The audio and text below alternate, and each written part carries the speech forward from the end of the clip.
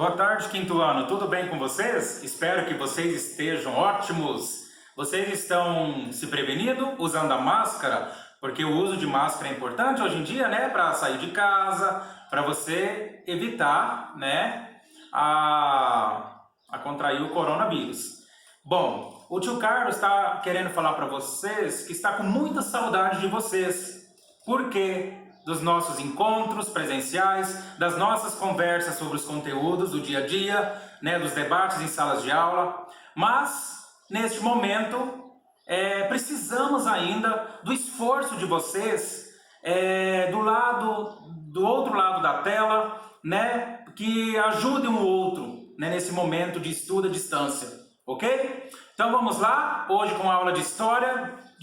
Vou colocar para vocês uma música sobre o nosso tema de hoje.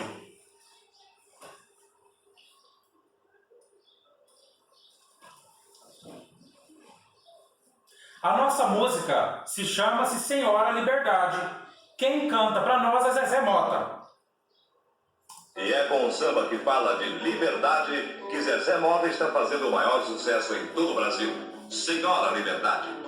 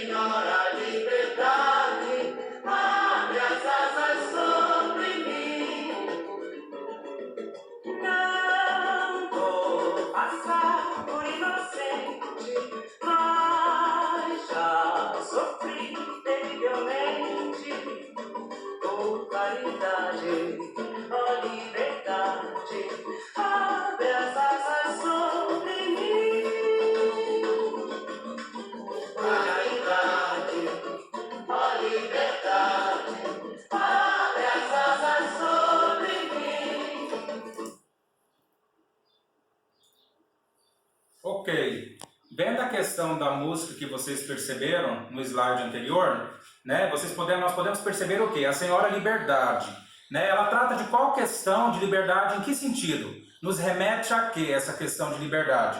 O nosso tema de hoje trata-se da questão dos escravos, certo? Ou seja, a abolição da escravatura, chegando também ao período monárquico e ao fim dele também para a República, certo? Bom, nós temos aqui no primeiro slide o contexto histórico, certo? Como que nós podemos perceber isso aqui? A elite econômica e política do nosso país sabia que o reconhecimento internacional da nossa independência, sobretudo no que se refere ao reconhecimento inglês, passava pela abolição do trabalho escravo. Primeiramente, nós podemos perceber o quê? Que o trabalho escravo era bem mantido na época colonial, né? Tudo começou na época colonial até chegar no período monárquico, certo? Mas que quando foi a descoberta do Brasil, o que aconteceu? Os portugueses chegaram às terras brasileiras e começaram a desbravar essas terras procurando algo para quê? Para terem lucros, certo? E aí eles foram o quê? Vindo de caravelas, né, se apossando das terras brasileiras para começarem as produções. Só que para essas produções eles precisariam de quê naquela época? Precisariam de trabalho braçal. E quem que eram os únicos que faziam esse trabalho? Eram quem? Os escravos, vindo da onde? Da África, certo? E a abolição da escravatura no Brasil era um assunto que estava no centro de nossa pauta política desde que a independência do país foi conquistada em 1822. Ok, então quando os escravos foram escravizados, vindos da África para o Brasil, trabalhavam de sol a sol para os coronéis, né, senhores, né, trabalho braçal, eles eram mantidos em cativeiros, né, eles vinham como acorrentados por um navio negreiro, certo? Não tinham condições de viver ali dentro daquele navio, ou seja, eram mantidos em condições precárias, certo?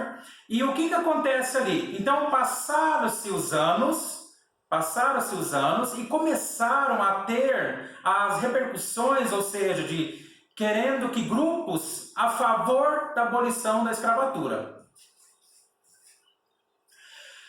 Bom, com esse grupo que ficava a favor, né, da abolição da escravatura, o que acontece? Primeiro nós vamos fazer um feedback, só lembrando aqui os detalhes que o tio Carlos falou antes, que o tráfico negreiro, ele vinha da onde? Daqui, ó, da África, né, os escravos eram trazidos da África para o Brasil, certo? Então, como nós podemos perceber aqui, o tráfico negreiro, ó, é a palavra-chave. Isso nos remete a quê? Bastante ativo em nosso país até 1850, certo? Eles vinham em alto mar para trabalharem no Brasil.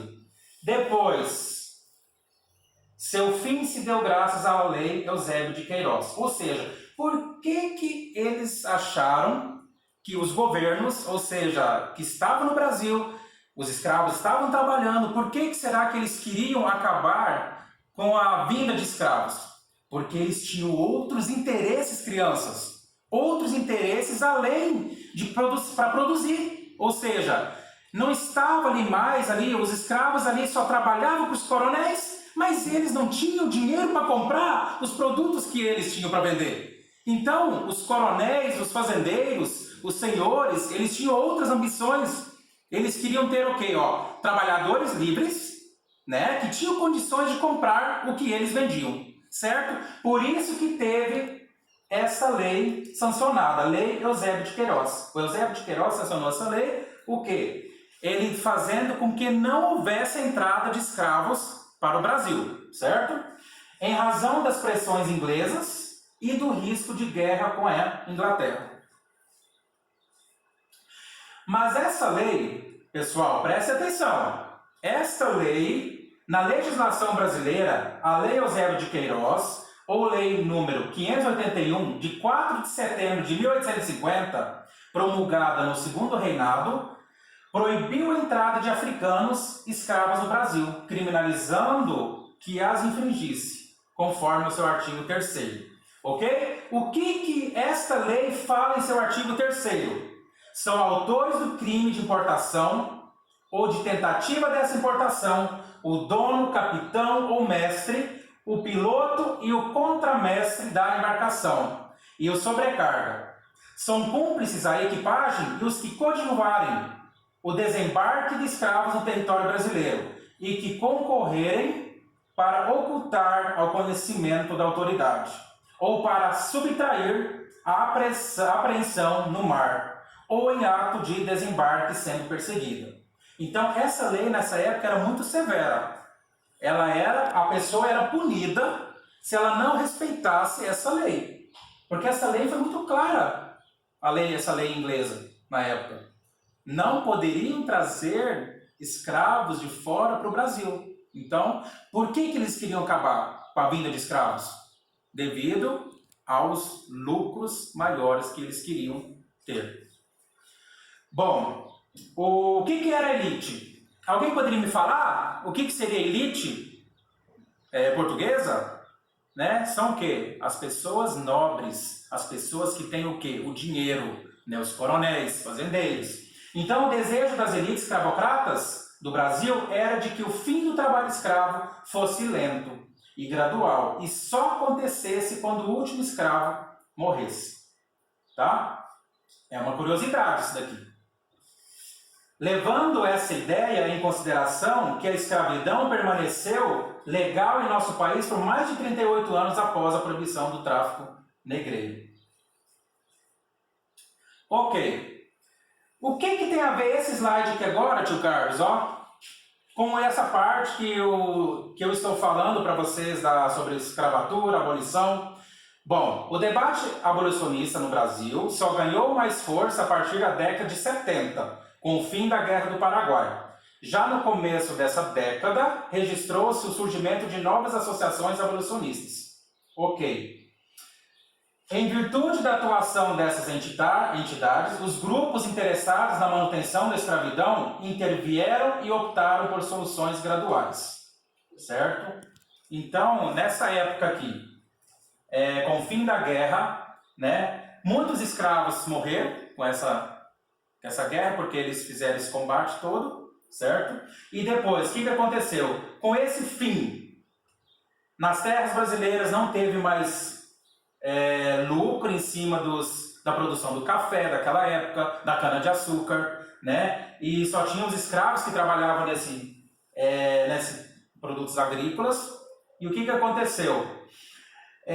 Os senhores, eles viram que a economia ia cair, né? Que não ia render lucros para Portugal. Então, o que eles pensaram? Nós temos que começar a ter trabalhadores livres, que nos rendem, ou seja, que comprem os nossos produtos para investir. E isso tudo resultou na aprovação da lei de ventre livre, né? Começando já a estudar o período de que os escravos começariam a ser livres. Tá? Aí foi aprovada uma lei chamada ventre livre. Essa lei foi sancionada em 1871 e que tinha como objetivo principal controlar a causa abolicionista. Tá. Essa lei funcionava da seguinte maneira, pessoal. A partir daquela data, todos os filhos de escravas seriam considerados livres. Né? As escravas que eram grávidas, nessa época, nesse período que foi sancionada essa lei, a criança que nascia ela era totalmente livre, certo? Mas seriam obrigadas a trabalhar por um tempo como compensação, depois que se tornassem maioridade. A lei estipulava que o filho de ventre livre da escrava seria livre como? Aos 8 anos. Nesse caso, o dono da escrava receberia uma indenização de 600 mil reais. Tá? Então, olha crianças, como que o período da monarquia, o tanto que era difícil com a época da monarquia, da escravidão, o tanto que os escravos sofriam nesse período. Então, eles tinham um dono deles. E ainda os donos recebiam dinheiro deles, por eles. Tá? E aos 21 anos, nesse caso, da escrava, não receberia nenhuma indenização. Quando ele se tornaria, maioridade. Certo? E nós temos aqui, olha esse slide aqui, olha essa gravura aqui. É 28 de setembro, dia da lei do ventre livre. Então criou-se esse dia. Olha aqui. Lei do ventre livre, também conhecido como Lei Rio Branco. Foi uma lei promulgada em 28 de setembro de 71, que considerava livre todos os filhos de mulheres escravas nascidas a partir da data da lei no Império do Brasil. Então veio a tão sonhada a princesa Isabel, só que a princesa Isabel, será que ela foi boazinha ao assinar a Lei Áurea? Será que veio na mente dela, opa, amanhã eu vou assinar a Lei Áurea para todos os escravos serem libertos? Será que ela foi de repente isso? Não. Sabe por quê, pessoal? Por muitas pressões em cima também, grupos fechados que faziam reuniões para agilizar a abolição da escravatura. Então, foi nesse quadro em que ocorreu a abolição da escravatura no Brasil. Ela não foi resultado da benevolência da princesa Isabel, como nós falamos, mas fruto de uma forte pressão popular e política. O Império Sem Saídas optou por garantir a abolição da escravatura quando João Alfredo, político do Partido Conservador, propôs o projeto, a Lei Áurea. O projeto ele foi lançado dia 13 de maio de 1888. É aonde que foi considerado a Lei Áurea no Brasil. Cerca de 700 mil escravos ganharam a sua liberdade, mas sem que medidas de integração social e econômica fossem realizadas. Isso garantiu que o negro continuasse extremamente marginalizado na sociedade brasileira. Ou seja, pessoal, crianças, ainda hoje, corre-se ainda no Brasil, ainda nós temos os preconceitos, né? Principalmente preconceitos o quê? Contra os negros. Antes era muito mais, porque se um negro fosse procurar um trabalho, vamos supor levar um currículo numa empresa, e o branco e o negro, quem que vocês acham que eles dariam emprego na outra época? Para o branco, porque o negro não tinha vez, né? Mesmo depois ele sendo liberto, para ele estar entre a sociedade brasileira, entenderam? E aí vem então, por que então vem a oposição à monarquia? Alguém pode me falar o que é oposição, crianças? Quem pode falar para o tio Carlos o que é oposição? Posso falar para vocês então? Oposição é a ideia contrária, o contrário da monarquia. É contra a monarquia, entenderam? Então olha aqui, ó, isso foi no final do século XIX. Os brasileiros estavam descontentes com o governo do imperador Dom Pedro II. O Dom Pedro II, vocês podem perceber que lá no livro de vocês da apostila, como eu já falei na aula passada, a foto dele que está no jornal, ele está numa cadeira sentado e dormindo. Então o que nos remete aí quando ele está dormindo lá, cheio de jornais em volta ali, os projetos para ser assinado? Mas o que dá a entender, a interpretação que nós podemos tirar disso? Que o Dom Pedro II ele não estaria mais dando conta de administrar o Brasil.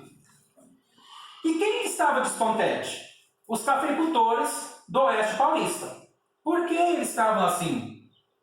Porque depois, com o fim da Guerra do Paraguai, o que aconteceu? Não tiveram mais lucros, né? Foi caindo, despencando a economia, né? E o que eles queriam? Eles queriam salários maiores, investimentos na economia, onde que não se viu mais isso, né? Os cafeicultores do Vale do Paraíba, esses daqui eram os aliados ao Dom Pedro II, mas na realidade, o que aconteceu? Eles foram contra depois Dom Pedro, porque eles queriam, olha aqui, ó, eles também falaram, eles entraram também que a escravidão deveria acabar no Brasil.